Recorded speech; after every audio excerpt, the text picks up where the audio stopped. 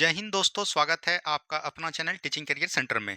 तो चलिए, जिस तरह हम लोग बिहार दरोगा का प्रैक्टिस सेट देख रहे थे, उसी क्रम को आगे बढ़ाते हुए आज जो आपका प्रैक्टिस सेट है दोस्तों, वो कितना हो जाएगा वो याद रखनी है। आपका प्रैक्टिस सेट 5 नंबर का हो जाएगा।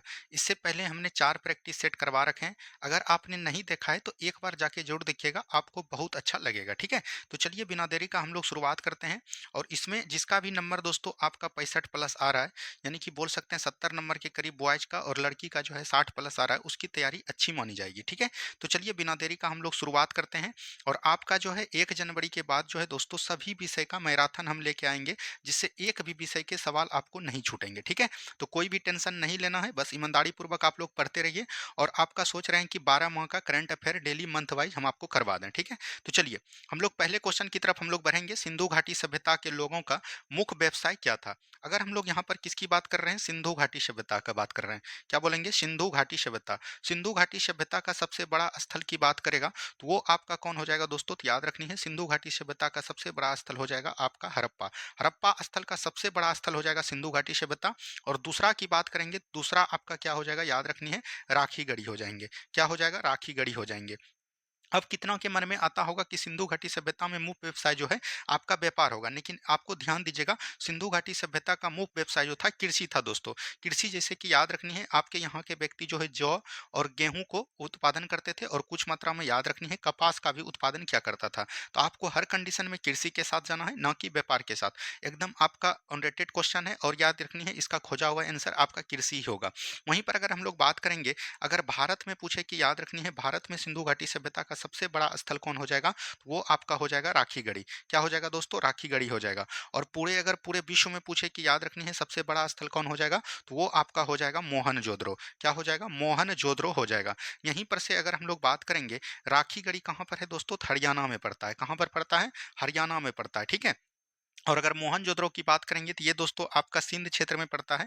और नदी पूछेगा किस नदी के तट पर, तो याद रखनी है सिंधु नदी के तट पर। वहीं बात करेगा कि मोहनजोदड़ो का खोज किसके द्वारा किया गया था, तो याद रखनी है राखल दास बनर्जी के द्वारा।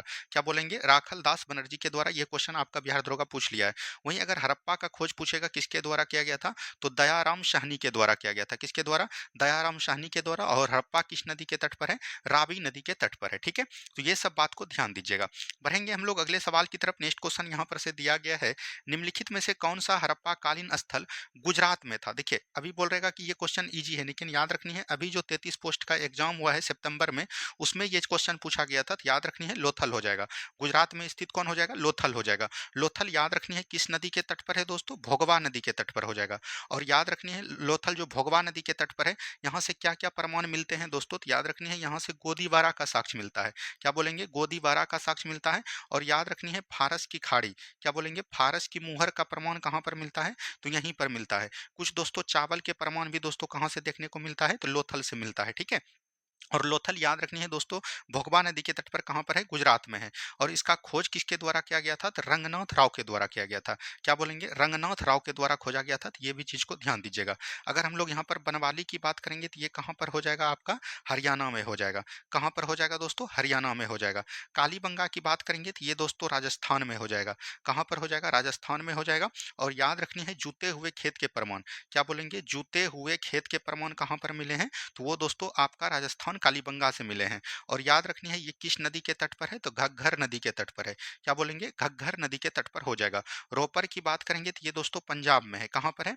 पंजाब में है। और ये किस नदी के तट पर हो जाएगा? तो सतलज नदी के तट पर हो जाएगा। किस नदी के तट पर हो जाएगा? सतलज नदी के तट पर हो जाएगा। तो ये सब चीज को एकदम आपको याद रखनी है। चलिए नेक्स्ट क्वेश्चन की बात करेंगे। नेक्स्ट क्वेश्चन यहाँ पर से दिया गया है, इनमें से किस फसल का ज्ञान वैदिक काल के लोगों को नहीं था? देखिए, वैदिक काल की अगर हम लोग बात करेंगे तो वैदिक काल दोस्तों दो ईस्वी में चला है, दो खंड में चला है। वैदिक काल अगर हम लोग बात करेंगे, एक आपका था याद रखनी है ऋग वैदिक काल।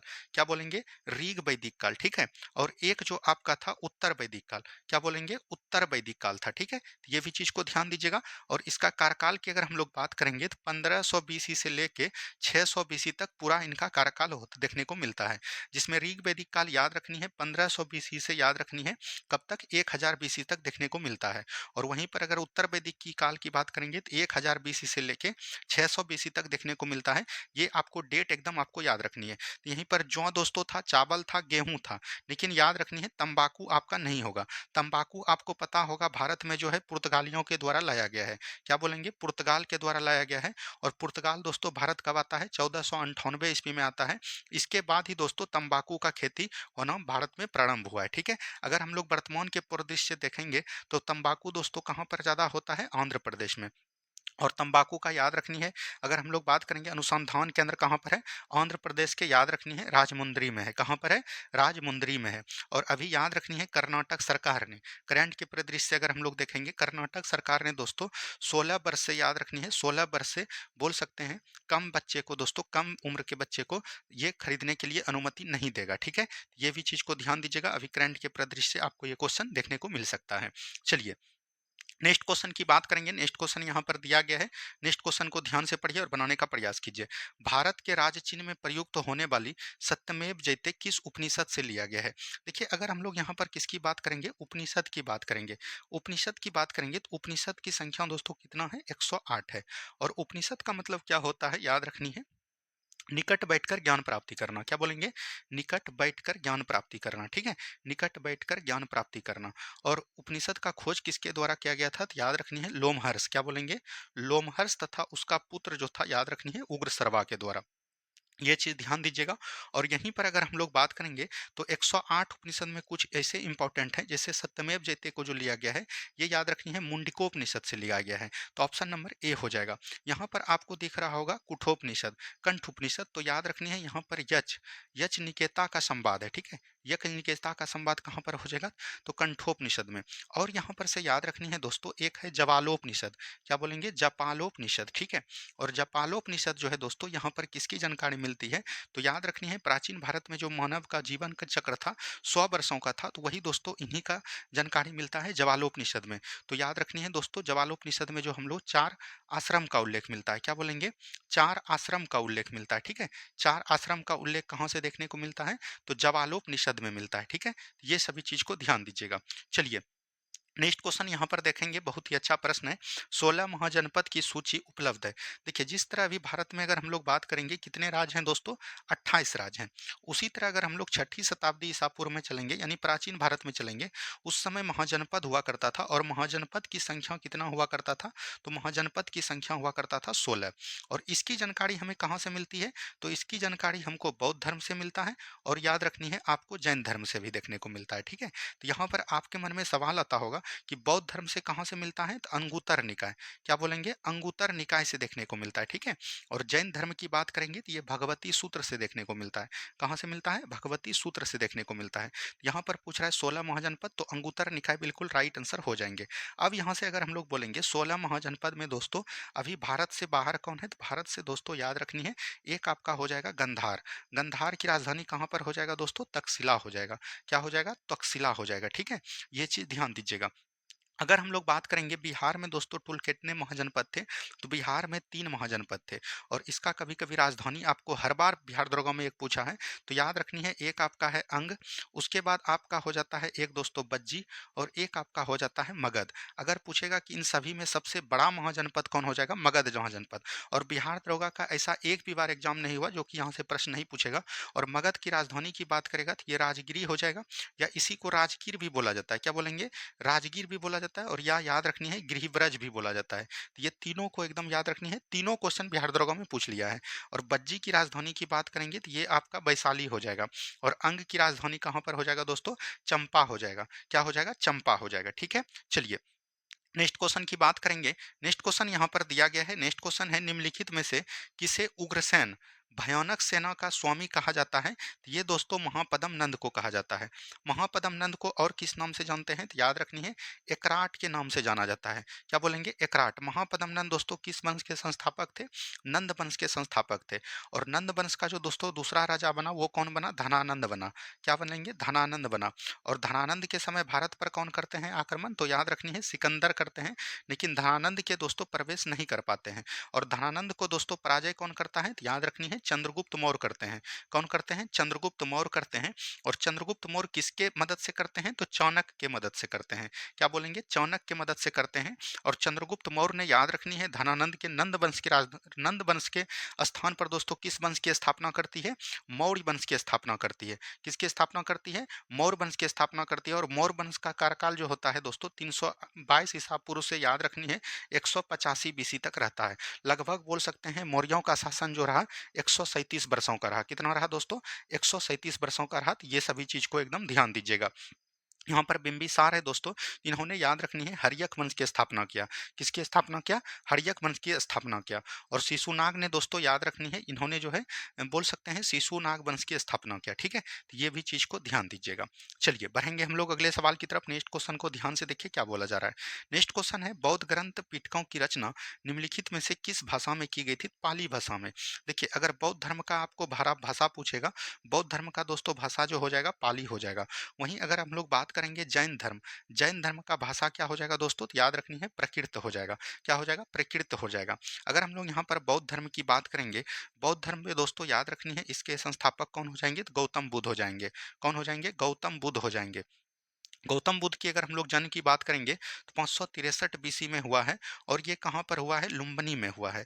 लुम्बिनी ग्राम में हुआ है। और बिहार दरोगा पूछा है कि ये लुम्बिनी ग्राम कहाँ पर पड़ता है? तो नेपाल में पड़ता है। कहाँ पर पड़ता है दोस्तों? नेपाल में पड़ता है। ठीक है, ये चीज ध्यान दीजिएगा। अगर हम लोग बात करेंगे गौतम बुद्ध का जो जन्म हुआ दोस्तों, उसके बाद जो दोस्तों इनके द्वारा गृह त्याग किया गया, गृह त्याग दोस्तों याद रखनी है 29 वर्ष की अवस्था में की गई। कब की गई थी? 29 वर्ष की अवस्था में। इसे बौद्ध धर्म में किस नाम से जाना जाता है? तो याद रखनी है, महाविनिष्कर्मन के नाम से जाना जाता है। क्या बोलेंगे? महाविनिष्कर्मन के नाम से जाना जाता है।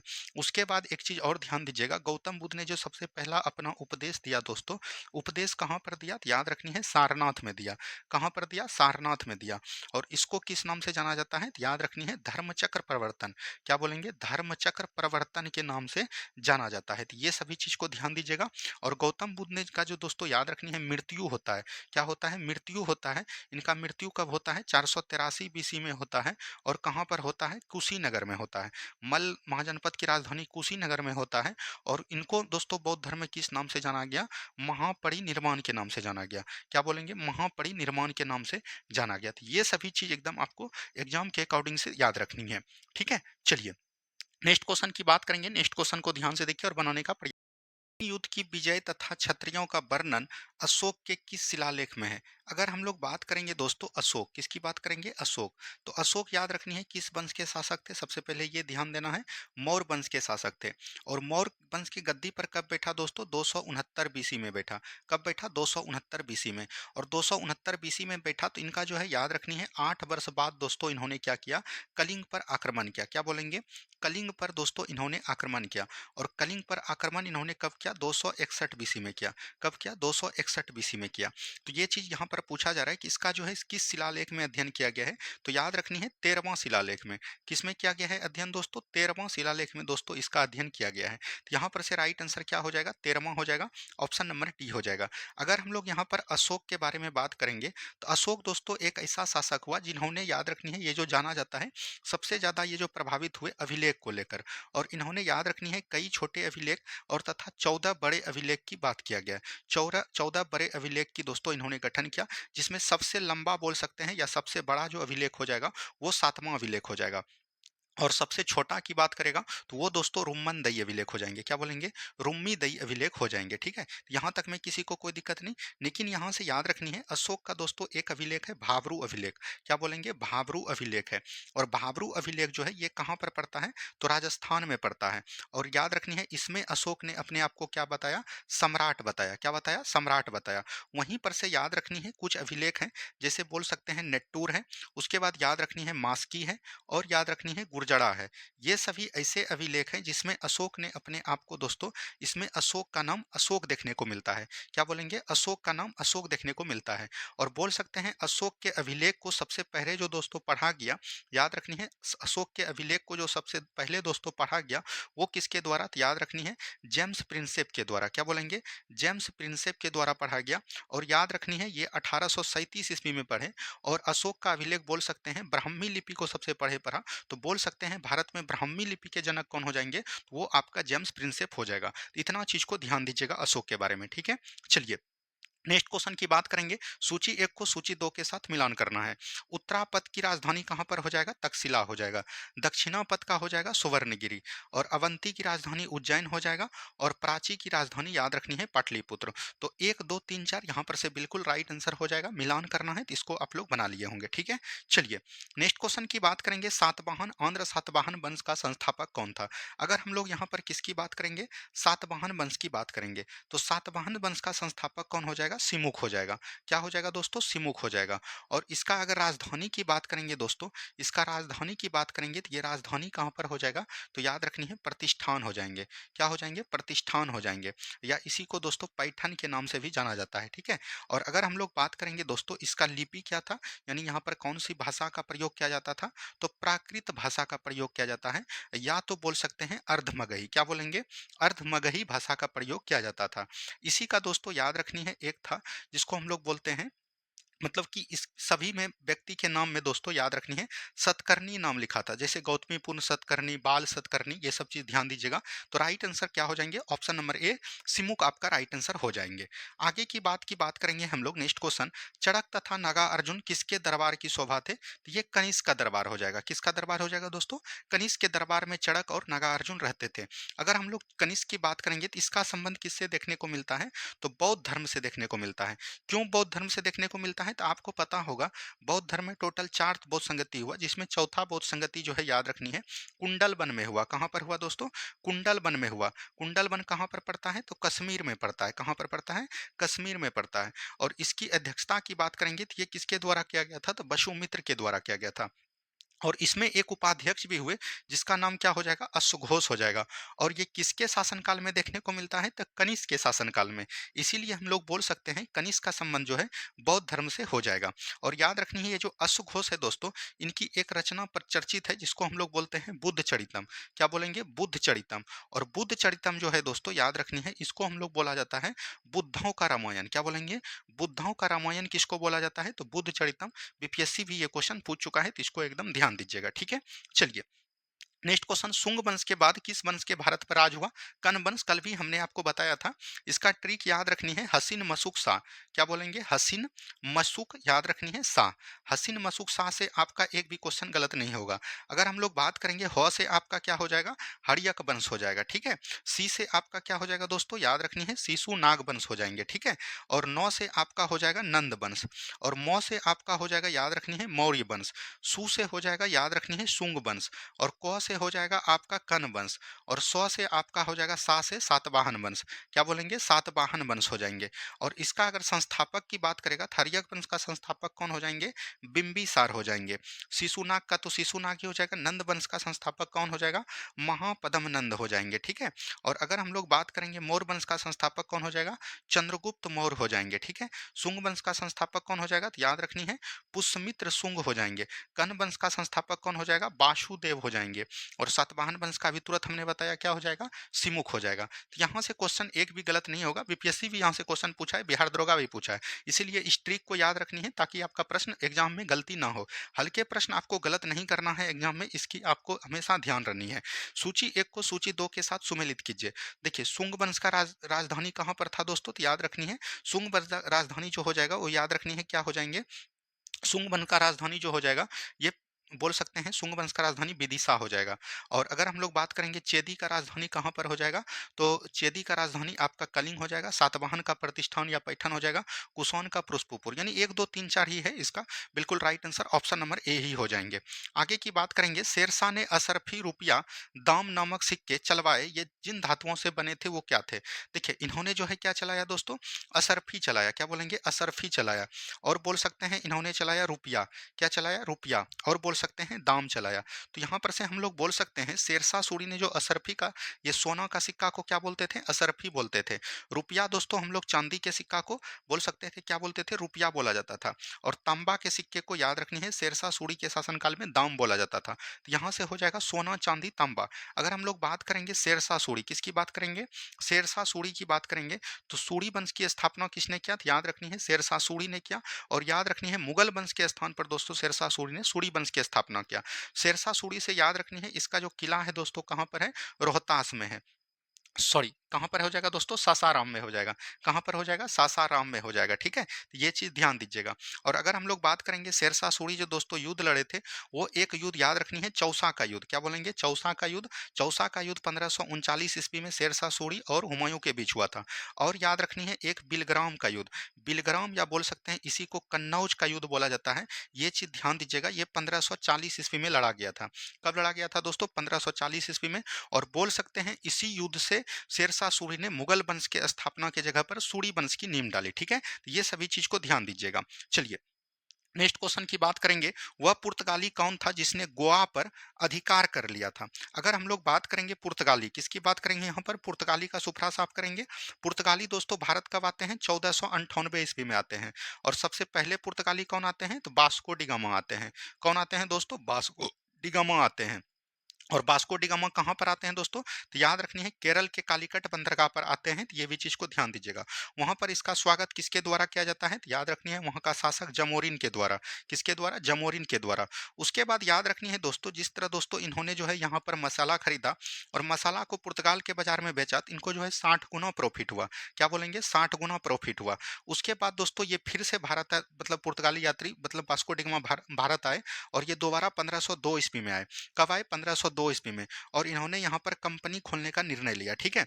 उसके बाद अगर हम लोग बात करेंगे, तो जब धीरे धीरे दोस्तों इसका वर्चस्व बढ़ने लगा, फिर दोस्तों पुर्तगाली ने गवर्नर का पद लाया। किसका पद लाया, गवर्नर। और पहला गवर्नर जो बना दोस्तों वो कौन बना, फ्रांसो डी अल्मेडा। क्या बोलेंगे, फ्रांसो डी अल्मीडा बना, ठीक है। और फ्रांसो डी अल्मीडा दोस्तों भारत कब आए थे, तो याद रखनी है 1505 ईस्वी में आए थे। 1505 से 1509 तक आए। और इन्होंने याद रखनी है हिंद महासागर पर कब्जा कर लिया। और हिंद महासागर पर दोस्तों इन्होंने क्या चलाया, याद रखनी है ब्लू वाटर पॉलिसी। क्या बोलेंगे, ब्लू वाटर पॉलिसी को किसने चलाया पूछा जाएगा, तो फ्रांसो डी अल्मीडा ने। उसके बाद याद रखनी है दोस्तों, उसके बाद जो है दूसरा पुर्तगाली गवर्नर बन के आया, जिसका नाम था दोस्तों क्या बोल सकते हैं, जिसका नाम था याद रखनी है अल्बुकर्क। क्या बोलेंगे, अल्बुकर्क, ठीक है। तो अल्बुकर्क को ध्यान दीजिएगा। वैसे कई सारे गवर्नर आए, लेकिन जो जो इंपॉर्टेंट है उसका बता रहे हैं। अल्बुकर्क जो दोस्तों याद रखनी है 1509 से लेके 1515 ईस्वी तक रहा। और यहाँ पर दोस्तों उस समय याद रखनी है इन्हों गोवा के शासक हुआ करते थे यूसुफ अदिल शाह। और यूसुफ अदिल शाह से दोस्तों 1510 ईस्वी में गोवा को छीन लिया गया। तो गोवा को किसके द्वारा छीना गया, तो याद रखनी है अल्बुकर्क के द्वारा। और अल्बुकर्क एक ऐसे हुए जिन्होंने याद रखनी है सती प्रथा का अंत किया। क्या बोलेंगे, सती प्रथा का अंत किया। और इन्होंने ही दोस्तों पुर्तगाली को याद रखनी है विवाह के लिए दोस्तों बिहार मतलब भारत के महिलाओं से भारत की महिलाओं से विवाह करने का आदेश किसके द्वारा दिया गया, अल्बुकर्क के द्वारा। तो यहाँ पर से पूछ रहा है कि पुर्तगाली जो गोवा पर अधिकार किया था, तो वो हो जाएगा अल्फांसो डी अल्बुकर्क। कौन हो जाएगा दोस्तों, अल्बुकर्क हो जाएंगे। तो ये सभी चीज को ध्यान दीजिएगा। यहाँ से एक सवाल और पूछ सकता है आपको कि वैसा कौन पुर्तगाली गवर्नर था, याद रखनी है, जिन्होंने अपनी राजधानी जो है केरल के कोच्चिन से गोवा बनाया। तो गोवा दोस्तों राजधानी जो बनाया, याद रखनी है गोवा जो दोस्तों राजधानी बनाया, ये किसके द्वारा बनाया गया है, तो नीनो डी कुन्हा के द्वारा। क्या बोलेंगे, नीनो डी कुन्हा के द्वारा बनाया गया। तो इसको ध्यान दीजिएगा। अब दोस्तों पुर्तगाली से लगता नहीं है कि आपको गवर्नर सबसे सवाल छूटेगा, ठीक है। इतने ही सवाल बनते हैं जितने हमने आपको बता दिए। चलिए नेक्स्ट क्वेश्चन की बात करेंगे, कौन सा निर्णायक युद्ध था जिसने अंग्रेजों ने डचों को हरा दिया, जिसके कारण डच भारत में चुनौती खत्म हो गया। देखिए अगर हम लोग बात करेंगे दोस्तों अंग्रेज और डच के बीच जो दोस्तों युद्ध होता है, उस युद्ध को हम लोग किस नाम से जानते हैं, बेदरा का युद्ध। क्या बोलेंगे, बेदरा का युद्ध के नाम से जानते हैं, जिसमें डच का पतन हो गया। और बोल सकते हैं दोस्तों ये कब हुआ था, 1759 ईस्वी में हुआ था। कब हुआ था, 1759। तो बेदरा का युद्ध 1759। यहीं पर पूछेगा कि दोस्तों याद रखनी है अंग्रेज के द्वारा जो युद्ध लड़ा गया, जिसमें दोस्तों फ्रांसीसी बाहर हो गए। और फ्रांसीसी जो बाहर हो गए, इस युद्ध का नाम याद रखनी है बॉन्डीवास का युद्ध। क्या बोलेंगे, बॉन्डीवास का युद्ध।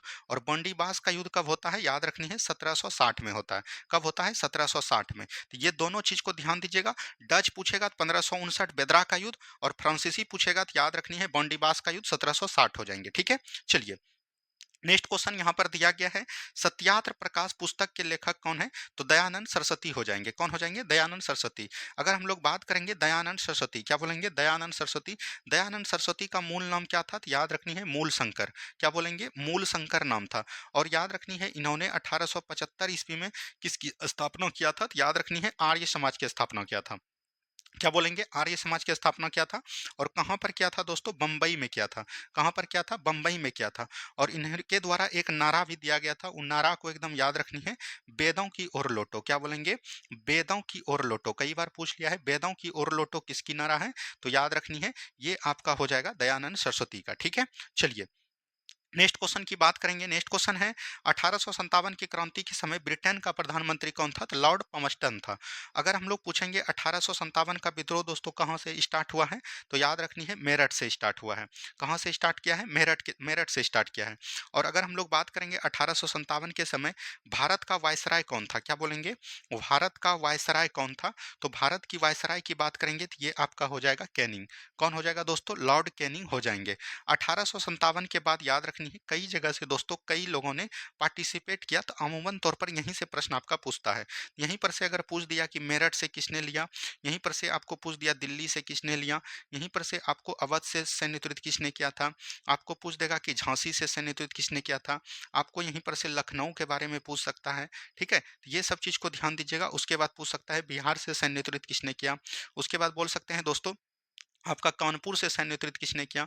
उसके बाद आपको ध्यान दीजिएगा कि याद रखनी है ग्वालियर से किसके द्वारा किया गया। ठीक है, उसके बाद याद रखनी है इलाहाबाद से आपको पूछ सकता है। क्या बोलेंगे, इलाहाबाद से पूछ सकता है। उसके बाद बोल सकते हैं दोस्तों फैजाबाद से पूछ सकता है। तो ये सभी इंपॉर्टेंट है, इसको याद रखनी है। अगर हम लोग बात करेंगे मेरठ से किसने किया था, तो याद रखनी है कदम सिंह के द्वारा। किसके द्वारा दोस्तों, कदम सिंह के द्वारा। दिल्ली से किसने किया था, तो याद रखनी है बख्त खां के द्वारा। किसके द्वारा, बख्त खां के द्वारा। अवध से किसने किया था, तो बेगम हजरत महल के द्वारा। झांसी से किसने किया था, रानी लक्ष्मीबाई। लखनऊ से किसने दोस्तों, तो बेगम हजरत महल के द्वारा। बिहार से किसने किया था, तो याद रखनी है कुंवर सिंह के द्वारा। किसके द्वारा, कुंवर सिंह के द्वारा। कानपुर से किसने किया था, तो नाना साहब के द्वारा। ग्वालियर से दोस्तों याद रखनी है तात्या टोपे हो जाएंगे। इलाहाबाद से हो जाएंगे लियाकत अली खां। क्या बोलेंगे, लियाकत अली खां। फैजाबाद से हो जाएंगे मौलवी अहमदुल्ला। ये सभी चीज को एकदम आपको ध्यान देनी है। ठीक है, चलिए बढ़ेंगे हम लोग नेक्स्ट क्वेश्चन की तरफ। नेक्स्ट क्वेश्चन देखिए क्या बोल रहा है। नेक्स्ट क्वेश्चन है 1857 की क्रांति का चिन्ह निश्चित क्या किया था, तो याद रखनी है कमल और रोटी। क्या बोलेंगे, कमल और रोटी। तो रोटी को दोस्तों चपाती के नाम से जानते हैं, तो चपाती बिल्कुल राइट आंसर हो जाएगा, ऑप्शन नंबर ए हो जाएगा। ठीक है, चलिए आगे की बात करेंगे। नेक्स्ट क्वेश्चन, भारतीय राष्ट्रीय कांग्रेस के सबसे अधिक समय तक अध्यक्ष कौन रहे हैं, तो अबुल कलाम आजाद। अबुल कलाम आजाद की बात करेंगे, ये याद रखनी है दोस्तों 1940 से लेकर 46 तक दोस्तों कांग्रेस के अध्यक्ष के पद पर रहे थे। तो ऑप्शन नंबर ए बिल्कुल राइट आंसर हो जाएगा। अगर हम लोग बात करेंगे कांग्रेस, क्या बोलेंगे दोस्तों, कांग्रेस। कांग्रेस का गठन कब किया गया था, 1885 ईस्वी में किया गया था। और कहां पर किया गया था, बंबई में किया गया था। और इस अधिवेशन की अध्यक्षता किसके द्वारा किया गया था, डब्ल्यू सी बनर्जी के द्वारा किया गया था। दादा भाई नौरोजी याद रखनी है 1886 के कलकत्ता अधिवेशन की अध्यक्षता, 1893 के लाहौर अधिवेशन की अध्यक्षता और 1906 के कलकत्ता अधिवेशन की अध्यक्षता महज 3 बार की है। सरदार वल्लभ भाई पटेल याद रखनी है 1931 के कराची अधिवेशन की अध्यक्षता की थी। ठीक है, चलिए नेक्स्ट क्वेश्चन है, किसने कहा था कि मेरी पीठ पर किया गया जाने वाला प्रहार ब्रिटिश साम्राज्य के ताबूत के लिए कील सिद्ध होगा, तो ये लाला लाजपत राय के द्वारा कहा गया था। और लाला लाजपत याद रखनी है दोस्तों साइमन साइमन कमीशन जो भारत आया था, साइमन कमीशन के विरोध में दोस्तों साइमन वापस जाओ का नारा लगा रहा था, जिसके द्वारा लाठी से मारकर इनकी हत्या कर दी गई थी। और याद रखनी है दोस्तों इनका हत्या दोस्तों याद रखनी है सॉन्डर्स के द्वारा की गई थी। और सॉन्डर्स को दोस्तों महज 1 माह के भीतर दोस्तों किसने मार दिया था, तो याद रखनी है भगत सिंह के द्वारा। क्या बोलेंगे, भगत सिंह के द्वारा किया गया था, जिनके द्वारा इनको दोस्तों फांसी भी दिया गया। और फांसी पर दोस्तों इनको कब दिया गया था, 23 मार्च 1931 को। कब बोलेंगे, 23 मार्च 1931 को दोस्तों फांसी दे दिया गया था। ठीक है, चलिए नेक्स्ट क्वेश्चन की बात करेंगे। नेक्स्ट क्वेश्चन है निम्नलिखित में से कौन सही सुमेलित नहीं है, यानी कि यहाँ पर गलत को बताना है। अस्पृश्यता का अंत अनुच्छेद 17 में है, गिरफ्तारी एवं विरुद्ध संरक्षण अनुच्छेद 23 नहीं बल्कि 22 में है, तो यही गलत हो जाएगा, ऑप्शन नंबर बी हो जाएगा। ये सभी आर्टिकल अगर हम आप लोग देख रहे होंगे तो मौलिक अधिकार से प्रभावित है। तो यहाँ पर हम लोग मौलिक अधिकार के बारे में देख लेते हैं एक बार, ताकि आपका रिकॉल हो जाए। मौलिक अधिकार की चर्चा भारतीय संविधान के भाग बोल सकते हैं, भाग 3 में वर्णन है। और अनुच्छेद की बात करेंगे तो 12 से लेकर 35 तक किया गया है। भारत के मूल संविधान में 7 मौलिक अधिकार थे, लेकिन अभी वर्तमान में कितना है दोस्तों, 6 मौलिक अधिकार है। ये चीज ध्यान दीजिएगा, संपत्ति के मौलिक अधिकार को याद रखनी है, मौलिक अधिकार की श्रेणी से हटाकर उसको दोस्तों कानूनी या विधिक अधिकार में शामिल कर लिया गया है। तो अनुच्छेद 12 की बात करेंगे तो इसमें दोस्तों है मौलिक अधिकार की परिभाषा, 13 में है अल्पीकरण, 14 में है विधि के समक्ष समानता, 15 में है, अनुच्छेद 15 में धर्म, जाति, लिंग के आधार पर किसी में भेदभाव नहीं किया जाएगा। अनुच्छेद 16 में है अफसर की समानता, और ये बिहार दरोगा पूछा था 1275 में। 17 में है अस्पृश्यता का अंत। 18 में है उपाधियों का अंत। 19 में है अभिव्यक्ति की स्वतंत्रता। 20 में है दोष सिद्धि के विरुद्ध संरक्षण। 21 में है प्राण एवं दैहिक स्वतंत्रता। 22 में है गिरफ्तारी के विरुद्ध संरक्षण। 23 में है बलात्श्रम एवं बेगारी प्रथा। 24 में है 14 वर्ष के कम बच्चे को कारखाना में शामिल नहीं करनी है। 25 में है धार्मिक अंतःकरण की स्वतंत्रता। 26 में है धार्मिक कार्यों का प्रबंधन। 27 में है, याद रखनी है, कोई भी अगर आप व्यय कर रहे हैं धार्मिक के लिए तो उस पर दोस्तों भारत सरकार टैक्स नहीं लगाएगा। 28 में है, याद रखनी है दोस्तों, अगर हम लोग 28 की बात करेंगे तो कोई ऐसा विद्यालय जहां पर सरकारी रुपये से वो विद्यालय चल रहा है तो वहां पर धार्मिक शिक्षा नहीं दी जाएगी। 29 में है अल्पसंख्यक वर्गों के हितों का संरक्षण। 30 में है अल्पसंख्यक वर्ग शैक्षिक संस्थान खोल सकते हैं और वहां पर शासन प्रशासन कर सकते हैं। 31 में संपत्ति का अधिकार था जो कि खत्म कर दिया गया। 32 में है संवैधानिक उपचारों का उपचार। 33 में है सेरा और प्रेस की अल्पीकरण। तो यहाँ तक आप 32 तक एकदम आपको याद रखनी है, यहाँ से प्रश्न आपके एग्जाम में बन सकते हैं। बढ़ेंगे हम लोग अगले सवाल की तरफ। नेक्स्ट क्वेश्चन देखिए क्या बोल रहा है, सूची 1 को सूची 2 से मिलान करना है। चलिए मिलान करते हैं। अनुच्छेद 54 में क्या है दोस्तों, राष्ट्रपति के निर्वाचन मंडल है, तो 1 का हो जाएगा 1, ठीक है। अनुच्छेद 75 में क्या है, प्रधानमंत्री और मंत्रिपरिषद की नियुक्ति, तो ये बिल्कुल ठीक है, 2 हो जाएगा। अनुच्छेद 155 में क्या है, राज्य के राज्यपाल की नियुक्ति, राज्य के राज्यपाल की नियुक्ति कौन करेंगे, तो राष्ट्रपति करेंगे। कौन करेंगे दोस्तों, राष्ट्रपति करेंगे, तो ये चीज ध्यान दीजिएगा। तो ये हो जाएगा 3। और अनुच्छेद 164 में है मुख्यमंत्री और मंत्रिपरिषद की नियुक्ति, तो ये हो जाएगा 4, यानी 1 2 3 4 हो जाएगा। 1 2 3 4 कहाँ पर है, ऑप्शन नंबर ए में है, ठीक है।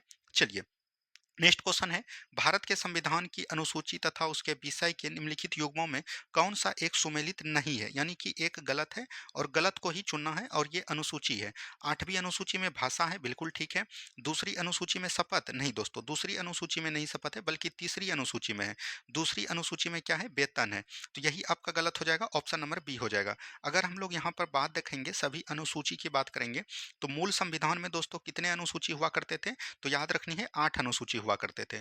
तो प्रथम अनुसूची की बात करेंगे तो इसमें क्या बोला गया, याद रखनी है, भारत राज्य के बोल सकते हैं क्षेत्रफल के बारे में बताया गया और संघ के क्षेत्रफल के बारे में बताया गया। दूसरी अनुसूची में दोस्तों याद रखनी है वेतन भत्ता के बारे में बताया गया। तीसरी में बात करेंगे दोस्तों शपथ के बारे में बताया गया। चौथी में बोल सकते हैं राज्यसभा में सीटों का बंटवारा के बारे में बताया गया, ठीक है। और बोल सकते हैं पाँचवां की बात करेंगे तो इसमें दोस्तों बोल सकते हैं एससी एसटी के उपबंध के बारे में बताया गया। और छठा में दोस्तों बोल सकते हैं पूर्वोत्तर राज्य के बारे में बताया गया, यहाँ पर शासन प्रशासन कैसे चलेगा, और इसमें असम, मेघालय, मिजोरम और बोल सकते हैं त्रिपुरा को रखा गया। और बोल सकते हैं 7वीं अनुसूची में क्या था, तो याद रखनी है सूची के बारे में बताया गया। 3 प्रकार की सूची, संघ सूची, राज्य सूची और समवर्ती सूची। वहीं पर बात करेंगे 8वीं अनुसूची की बात करेंगे तो 8वीं अनुसूची में भाषा को रखा गया। किसको रखा गया दोस्तों, भाषा। मूल संविधान में 14 भाषा थे, बाद में संशोधन करके इसमें 8 भाषा को जोड़ा गया, तो अभी वर्तमान में 22 भाषा है।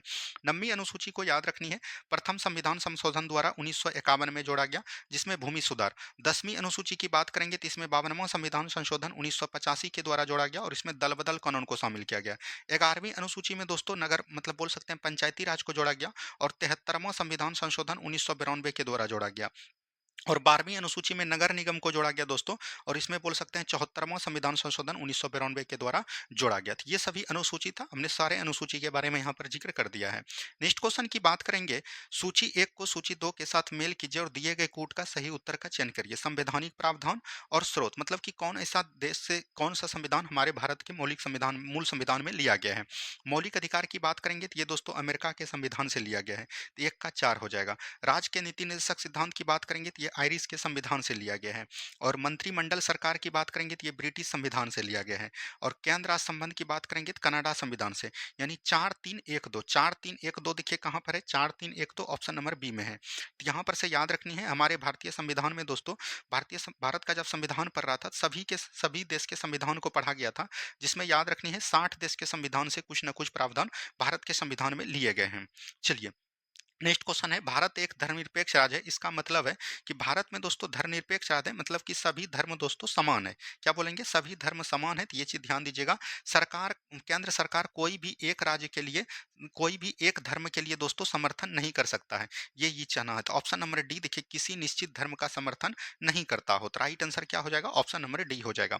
वहीं अगर आप लोग करंट की दृष्टि से थोड़ा सा यहाँ पर देखेंगे तो बांग्लादेश, अभी दोस्तों बांग्लादेश याद रखनी है अपने संविधान से धर्मनिरपेक्ष शब्द को हटा दिया गया। क्या बोलेंगे, बांग्लादेश अभी अपने देश से धर्मनिरपेक्ष शब्द को क्या कर दिया गया है, हटा दिया गया है, तो ये चीज ध्यान दीजिएगा।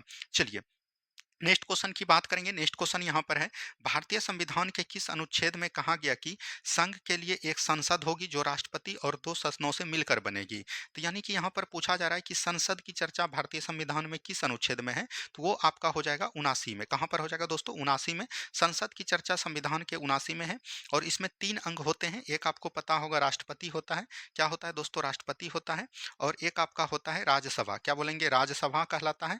और एक आपका जो होता है, याद रखनी है, लोकसभा। क्या होता है? लोकसभा। जिसमें कि याद रखनी है दोस्तों, आपका राज्यसभा का चर्चा जो है 80 आर्टिकल में है और लोकसभा के चर्चा जो है 81 आर्टिकल में हो जाएगा। सदन पूछेगा तो 2 सदन होते हैं संसद में, और अगर पूछेगा कि अंग कितने होते हैं, 3 अंग होते हैं। ठीक है? चलिए, नेक्स्ट क्वेश्चन है, राष्ट्रपति किस सूची पर विषयों पर अध्यादेश जारी नहीं कर सकता है? अध्यादेश जारी दोस्तों याद रखनी है, राष्ट्रपति दोस्तों जब संसद सत्र में नहीं रहता है तब दोस्तों राष्ट्रपति अध्यादेश जारी करते हैं और 123 अनुच्छेद के माध्यम से करते हैं।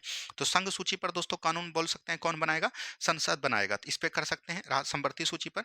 राज्य सूची पर दोस्तों नहीं बना सकते हैं, तो ये चीज ध्यान दीजिएगा। Right answer option number C हो जाएंगे।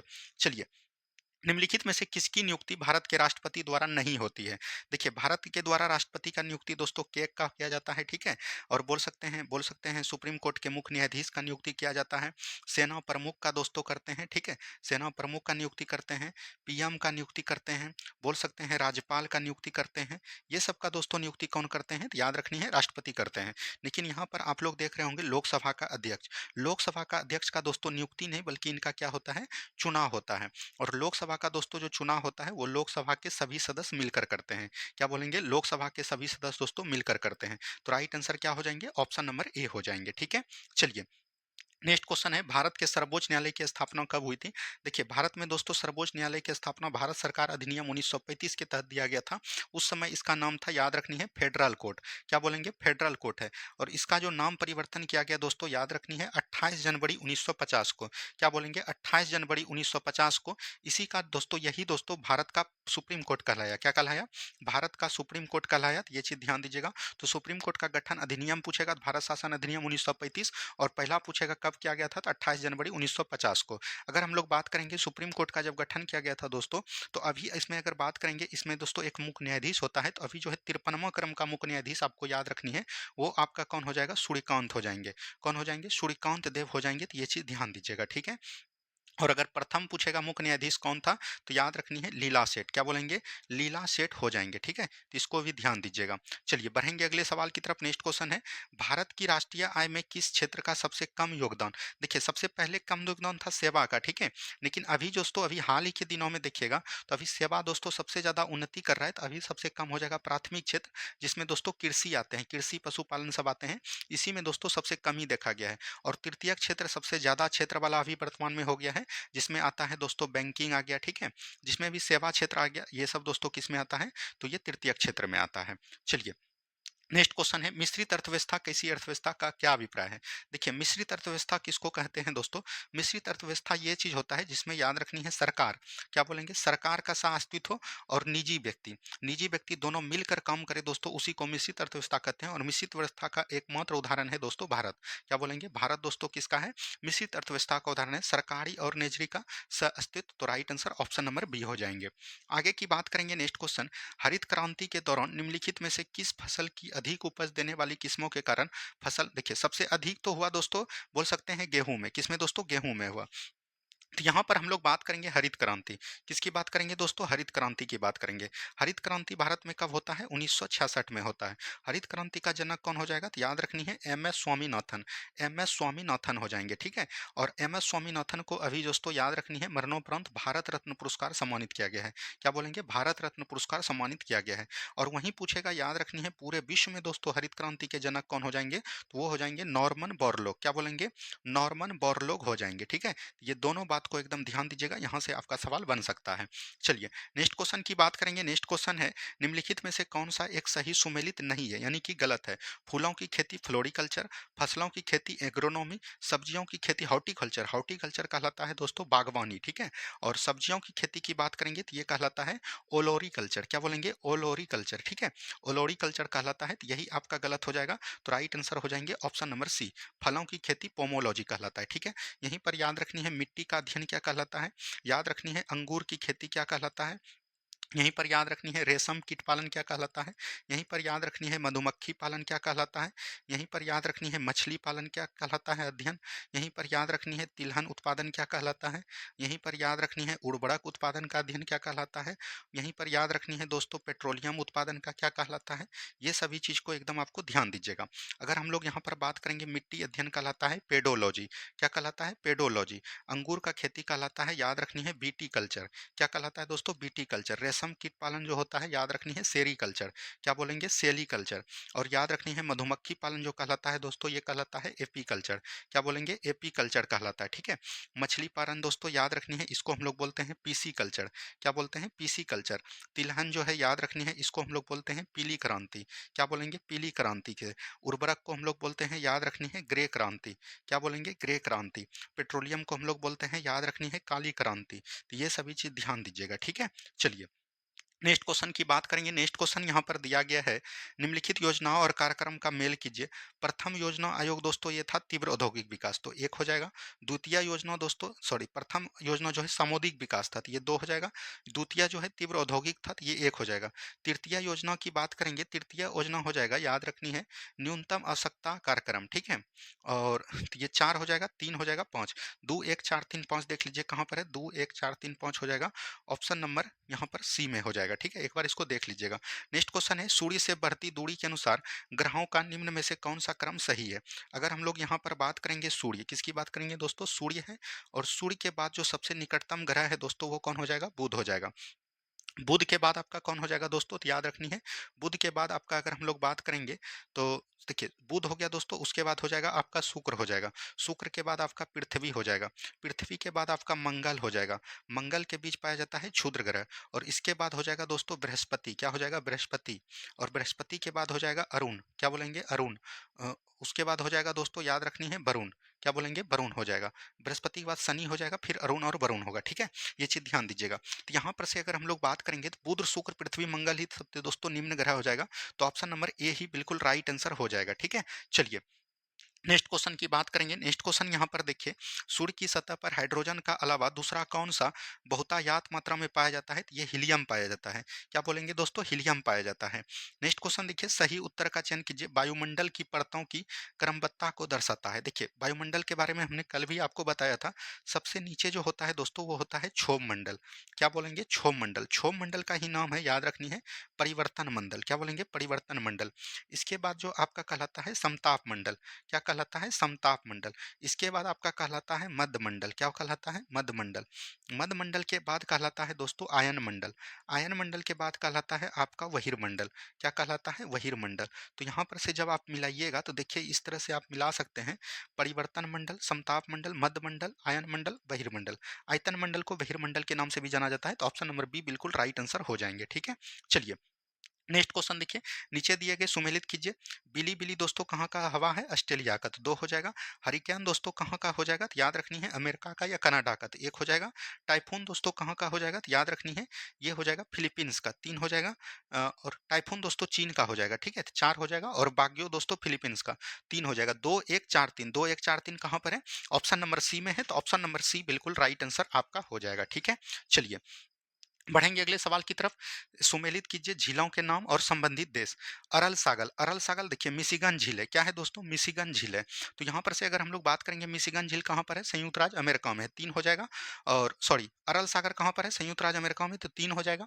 उसके बाद मिशिगन झील कहाँ पर है, कनाडा में, तो एक हो जाएगा। उसके बाद ग्रेट बियर झील दोस्तों कहाँ पर हो जाएगा, ऑस्ट्रेलिया में।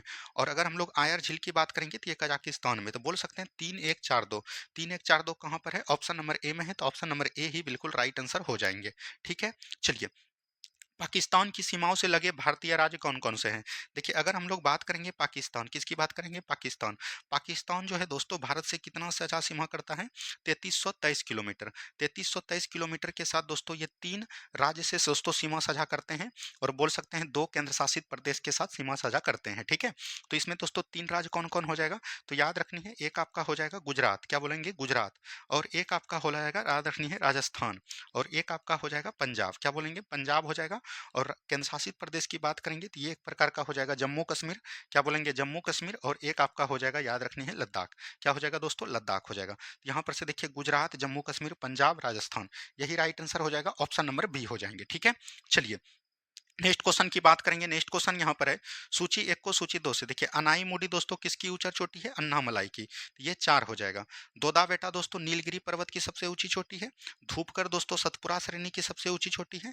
गुरु शिखर दोस्तों अरावली का, तो यहाँ पर से हो जाएगा 3, यानी 4 1 2 3, 4 1 2 3 ऑप्शन नंबर सी में है। यहीं पर बात करेंगे अनाई मुडी की दोस्तों सबसे ऊंची चोटी जो हो जाएगा, ये इसका ऊंचाई 2695 मीटर है। दोदा बेटा दोस्तों 2636 मीटर है। धूपगढ़ की बात करेंगे 1352 मीटर है, और गुरु शिखर 1722 मीटर है। ठीक है, तो ऊंचाई भी याद रखनी है, कभी कभी ऊंचाई पूछ देता है। नेक्स्ट क्वेश्चन है बैनगंगा तथा पेनगंगा किसकी सहायक नदी है? तो ये गोदावरी की सहायक नदी हो जाएगा। गोदावरी की बात करेंगे तो गोदावरी दोस्तों याद रखनी है महाराष्ट्र के त्रिम्बकम के, नासिक के त्रिम्बकम पहाड़ी से निकलती है और अपने उद्गम से दोस्तों पश्चिम की तरफ बहती है। और ये किस किस राज्य में? महाराष्ट्र हो गया, उसके बाद याद रखनी है दोस्तों कर्नाटक हो गया, उसके बाद तेलंगाना हो गया, क्या हो लेंगे? तेलंगाना हो गया, और आंध्र प्रदेश में बहती हुई अपना जल दोस्तों बंगाल की खाड़ी में गिराती है। ठीक है, ये चीज ध्यान दीजिएगा। यहाँ तक इसकी लंबाई 1465 किलोमीटर है। याद रखनी है प्रायद्वीपीय भारत की सबसे लंबी नदी होने के कारण इसको दक्षिणी गंगा के नाम से जाना जाता है।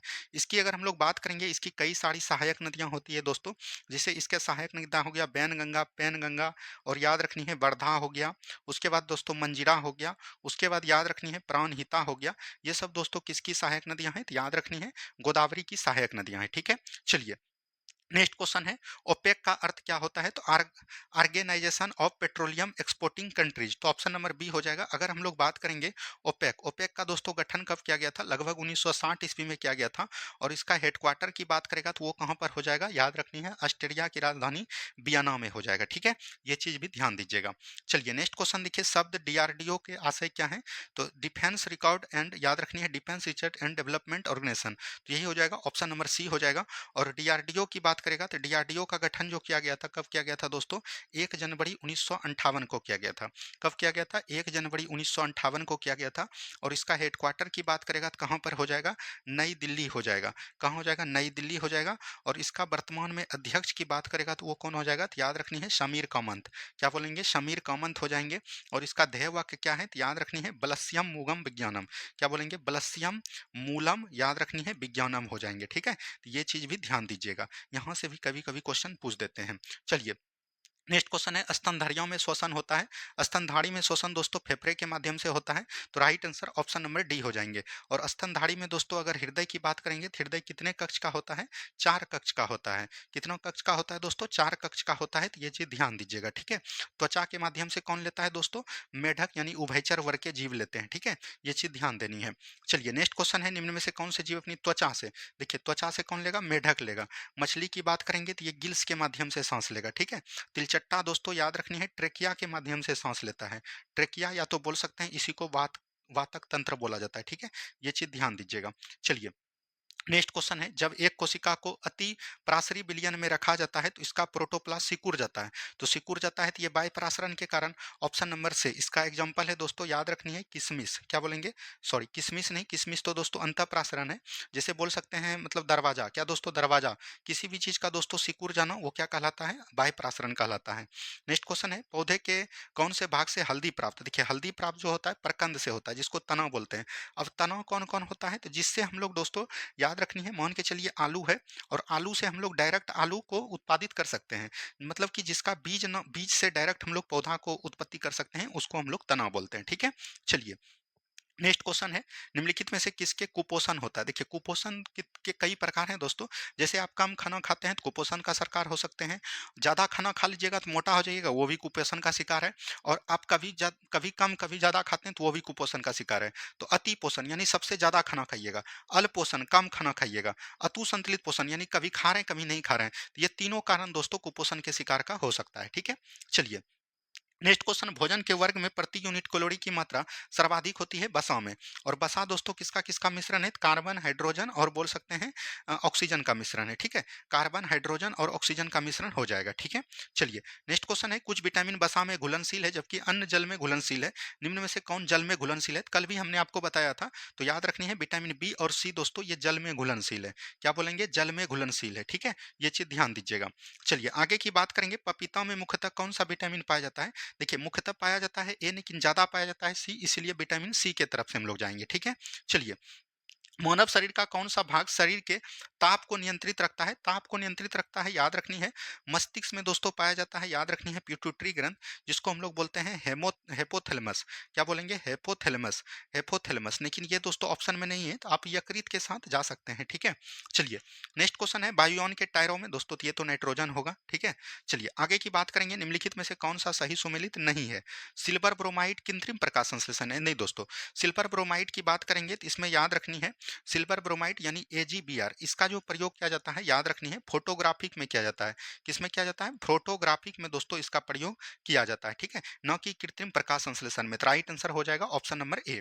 वहीं सिल्वर आयोडाइड कृत्रिम वर्षा, लिथियम बाइकार्बोनेट गठिया का उपचार, दूधिया मैग्नीशियम प्रति अम्ल में प्रयोग किया जाता है। ठीक है, चलिए परमाणु बम का सिद्धांत आधारित है नाभिकीय विखंडन पर। और वहीं पर पूछ देगा हाइड्रोजन बम, क्या पूछ देगा? हाइड्रोजन बम पूछ देगा दोस्तों, तो हाइड्रोजन बम नाभिकीय संलयन पर आधारित है। ठीक है, तो ये चीज ध्यान दीजिएगा। चलिए नेक्स्ट क्वेश्चन है, निम्नलिखित में से किस एक को स्टेंजर गैस भी कहा जाता है? तो जिनॉन। क्या बोलेंगे? जिनॉन। और जिनॉन एक प्रकार का क्या है दोस्तों? याद रखनी है अक्रिय गैस, या बोल सकते हैं नोबल गैस है। नोबल गैस कौन कितने होते हैं दोस्तों? तो याद रखनी है हीलियम हो गया, आर्गन हो गया, क्रिप्टन हो गया, और बोल सकते हैं जेनॉन हो गया, रेडॉन हो गया, ये सब चीज को ध्यान दीजिएगा।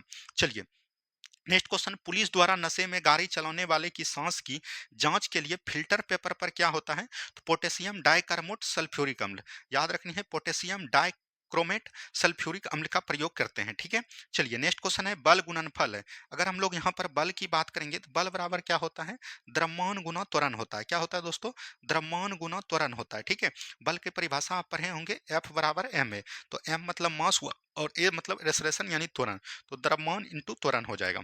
चलिए नेक्स्ट क्वेश्चन है, एक ट्रेन जैसे ही चलना प्रारंभ करती है उसमें बैठे यात्री का सर पीछे की ओर झुक जाता है, इसका प्रयोग हम लोग बोल सकते हैं, याद रखनी है रुका हुआ था तो स्थिर का जड़त्व हो जाएगा। क्या होता है दोस्तों? स्थिर का जड़त्व। और इसको हम लोग समझा सकते हैं, याद रखनी है न्यूटन के फर्स्ट लॉ में। क्या बोलेंगे? न्यूटन का फर्स्ट लॉ हो जाएगा। ठीक है, ये चीज ध्यान दीजिएगा। चलिए आगे की तरफ बढ़ेंगे, फाइडोमीटर का उपयोग किसे मापने में करते हैं? समुद्र की गहराई मापने में।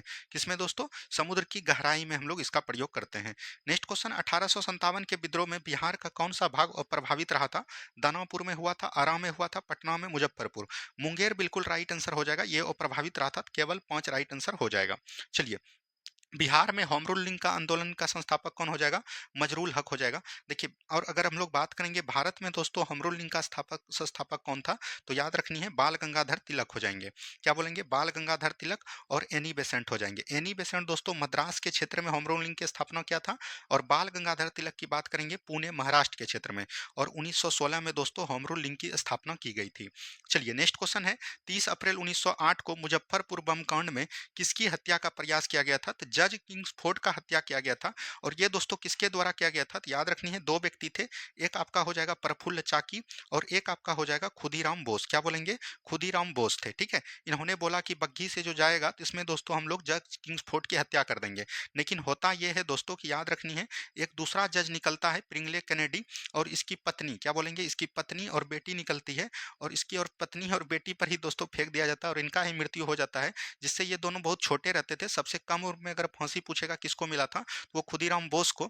और प्रफुल्ल चाकी याद रखनी है मोकामा में दोस्तों आकर क्या कर लेते हैं? हत्या कर लेते हैं। ठीक है, ये चीज ध्यान दीजिएगा। चलिए नेक्स्ट क्वेश्चन, चंपारण सत्याग्रह के दौरान गांधी जी का मुकदमा चलाया गया था, तो ये मोतिहारी में चलाया गया था। अगर हम लोग बात करेंगे चंपारण आंदोलन, क्या बोलेंगे? चंपारण सत्याग्रह। चंपारण सत्याग्रह जो किया गया था दोस्तों 1917 में किया गया था। और चंपारण बुलाने के लिए महात्मा गांधी को किसने प्रेरित किया था? तो याद करेंगे राजकुमार शुक्ल को। किसको बात करेंगे? राजकुमार शुक्ल को करेंगे। ठीक है, राजकुमार शुक्ल किस गाँव से थे? तो भितरवा गाँव से थे, तो ये भी चीज को ध्यान दीजिएगा। और इन्होंने दोस्तों याद रखनी है चंपारण में था क्या कंडीशन, कि जिसके पास 20 कट्ठा जमीन है उस पर 3 कट्ठा खेती जो है नील की खेती करना आवश्यक था, जो कि किसान नहीं चाहते थे। क्यों नहीं चाहते थे कि याद रखनी है, उस समय दोस्तों याद रखनी है नील का दोस्तों उतना व्यापार नहीं था, और मतलब कि खेत में नील की खेती करने से वहाँ का उर्वरा शक्ति मर जाता था। तो राइट आंसर क्या हो जाएगा, ऑप्शन नंबर बी हो जाएंगे। ठीक है, बढ़ेंगे हम लोग अगले सवाल पे तरफ। नेक्स्ट क्वेश्चन देखिएगा, दिया गया है स्वामी विद्यानंद संबंधित है।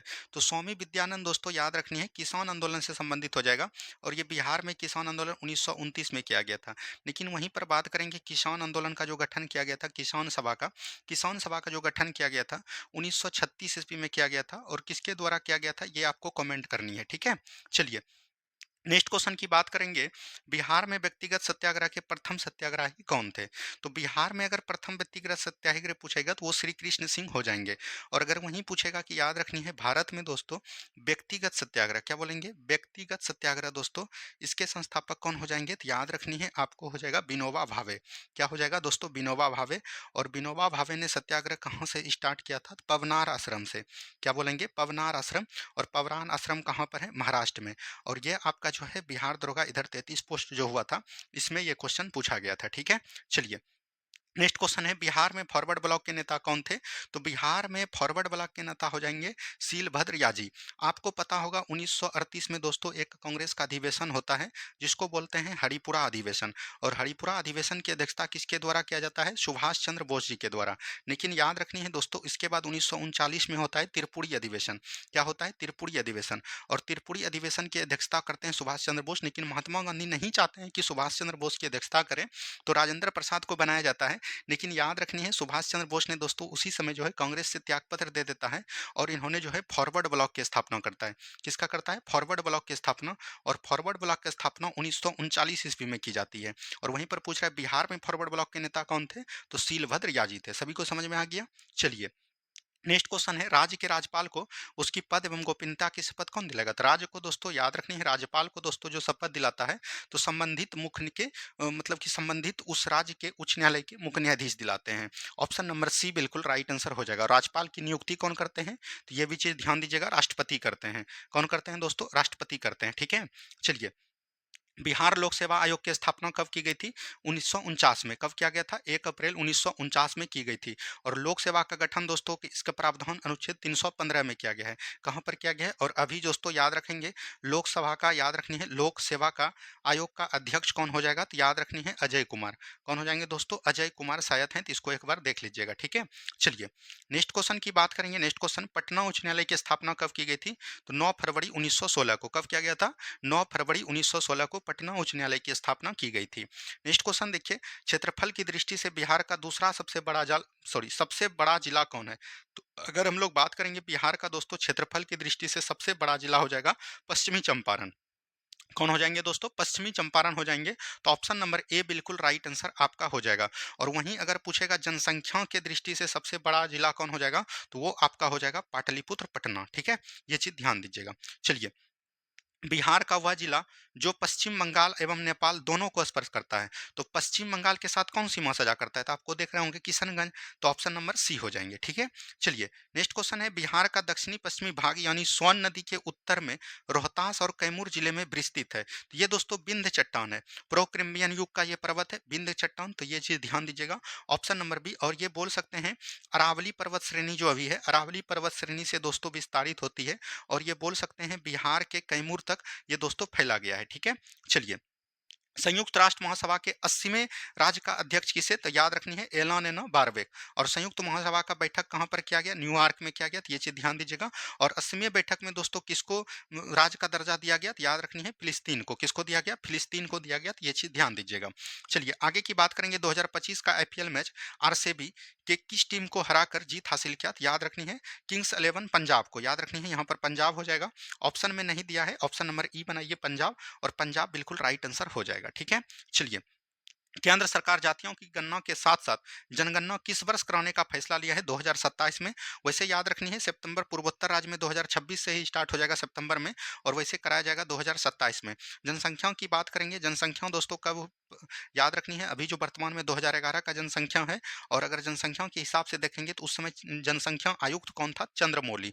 ये क्वेश्चन पूछा जाता है। और 2027 की जनसंख्या आयुक्त जो बनाया गया था मृत्युंजय को बनाया गया था, अभी सोच बोल रहा है कि इसको चेंज किया जाएगा, एक बार इसको देख लीजिएगा। ठीक है, चलिए भारत का पहला स्वदेशी पोलर रिसर्च वेलर वेसल भारत के किस देश कंपनी के साथ मिलकर विकसित? ये जो पोलर सैटेलाइट वेसल है दोस्तों, ये नॉर्वे के साथ क्या है, किसके साथ क्या है, नॉर्वे के साथ क्या है, तो इसको ध्यान दीजिएगा, ठीक है।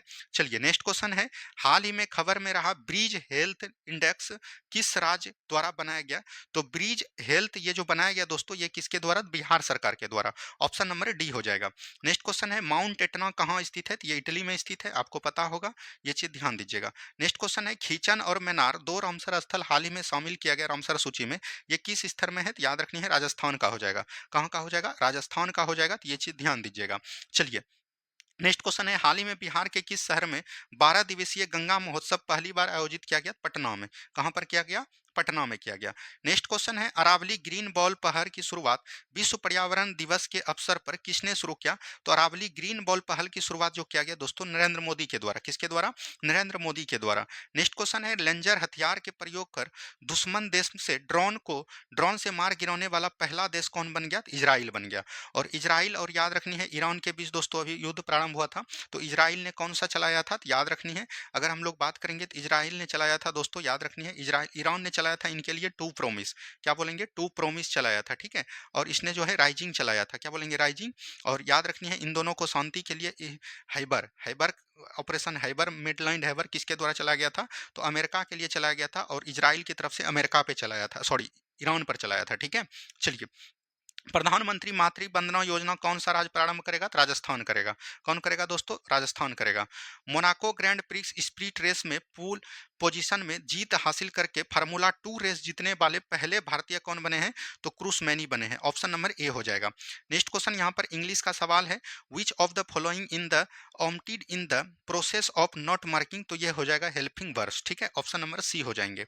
नेक्स्ट क्वेश्चन यहाँ पर है, the given word protest, protest का मतलब क्या हो जाएगा दोस्तों? याद रखनी है, to test before. Option number B हो जाएंगे। नेक्स्ट क्वेश्चन यहाँ पर हो जाएगा option number C, I took the discussion, ठीक है। तो यहाँ पर देखिए, ये मैथ का क्वेश्चन है, आप लोग बना लीजिएगा, कोई भी टेंशन नहीं है, तो हमने आपको करवा दिया। उम्मीद है कि आप लोगों को वीडियो पसंद आया होगा। अगर वीडियो पसंद आता है तो वीडियो को लाइक कीजिएगा, और सभी लोग चैनल में जुड़ जाइएगा, क्योंकि आगे जो है आपका मैराथन होने वाला है। प्रत्येक दिन एक चैप्टर का मैराथन हम आपके लिए लेके आएंगे, जिससे कि सारा सब्जेक्ट आपका रिवीजन हो जाएगा। धन्यवाद, मिलते हैं हम लोग नेक्स्ट वीडियो में। जय हिंद, जय भारत।